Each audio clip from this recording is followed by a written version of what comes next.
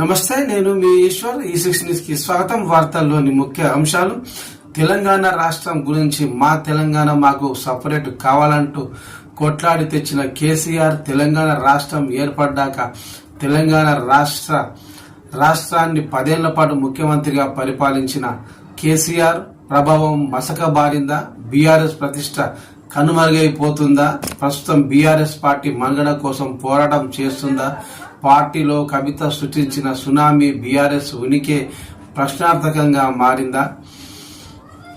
ములిగే నక్క మీద తాటికాయ పడ్డట్టు కేసీఆర్ కు పెద్ద తలనొప్పిగా తయారైందా అంటే అవును అన్న సమాధానమే వస్తుంది. కవిత చేసిన వ్యాఖ్యలతో వచ్చిన అవకాశంతో ఎవరికి వారు కేసీఆర్ పై రాజకీయంగా అస్త్రశస్త్రాలు పదును పెట్టారు. ఇక తాజాగా సీఎం రేవంత్ రెడ్డి కూడా బీఆర్ఎస్ పార్టీ మార్చి డిఆర్ఎస్ పార్టీ అంటూ వ్యాఖ్యలు చేశారు.